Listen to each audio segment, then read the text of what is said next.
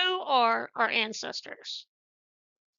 Ancestral veneration connects us with the human history spanning thousands of years.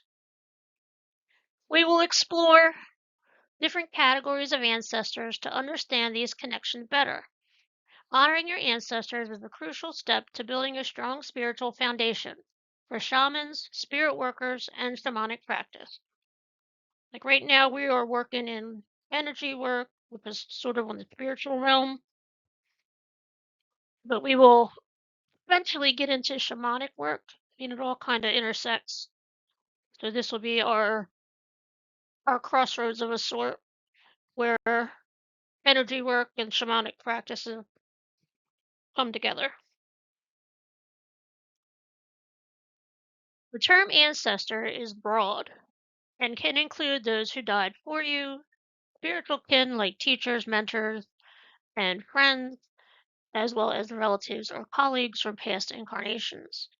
It can even extend to elemental powers, which are our oldest ancestors.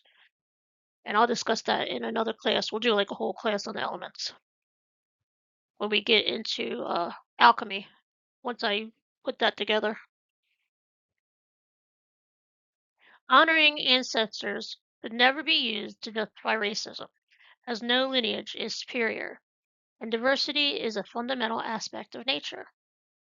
It is a way to honor those who shaped our lives by their sacrifices, helping us live fully and to create lives of honor. We honor the continuity of divine presence throughout our lives. We acknowledge the strength, courage, wisdom, and struggles of those who come before us, and we endeavor to learn from them. If you are constantly and respectfully honoring your ancestors in your life and work, you are engaging in powerful, important, and meaningful practice that may be crucial. Power, wisdom, and wholeness originate from our roots, and our ancestors serve as those foundational roots. One does not evolve spiritually in isolation.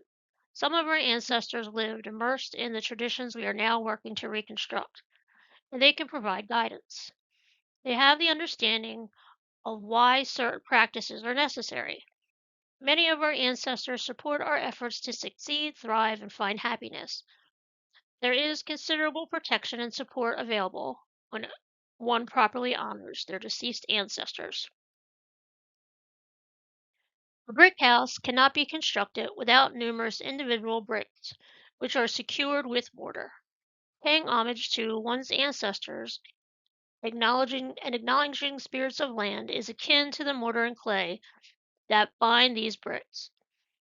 As physical beings, we begin our journey in the physical realm, utilizing our sense of touch, sight, sound, smell, and taste as primary filters for experience in the world. Over time, much like developing a muscle, our ability to perceive and interact with the unseen and non physical realm strengthens and grows. A crucial part of becoming strong, whole, and healthy is the tradition of honoring one's ancestors. Honoring those who have struggled before us aids in this process, supported by the fact that many spirits remain as guides and watchers. Many individuals have at least one prominent ancestral spirit tasked with guiding their soul. Our deceased relatives work diligently to facilitate communication with us, just as we strive to connect with them.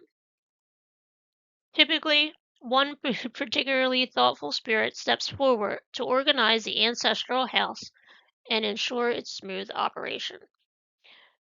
And I have a card in one of my tarot decks that talks about building things brick by brick, one step at a time. So that's what we're going to learn in here, how to do one step at a time. You'll start like we did in the very first ones with, finding your space to put an altar, someplace that you can practice, then building, finding the things to make up that altar.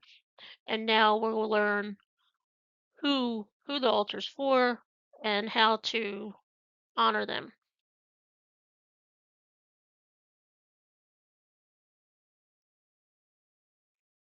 Much of our fortune is influenced by our ancestors.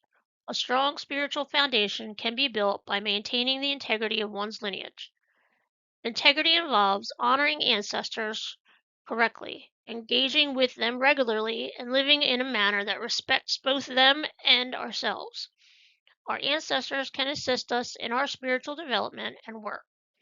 We can learn from them, but only if we enable them to act alongside us.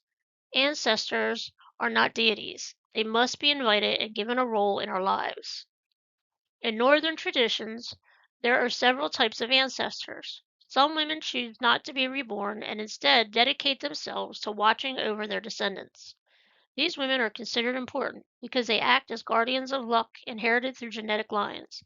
In this tradition, it is believed that luck is particularly influenced by the female line as it passes from one generation to the next. I also want to touch on there's so many different kinds of shamanic courses out there. You have the South American shamanic courses, then you have the indigenous shamanic courses from North America. There are northern shamanic courses, and those are from Norse traditions or Russian traditions or anywhere over in like European all the way across the continents over there. So there's, and then I'm sure there's Asian and um, from Asia, that area, Japan, China, they have their own shamanic traditions, and Africa has its own shamanic traditions. So there are many different types of traditions. They all have an intersection. Everybody honors their dead. So no matter what shamanic practice you end up following, if you go that route, before I get that far, they will all at some point talk about honoring those who have come before us. I will see you in the next module.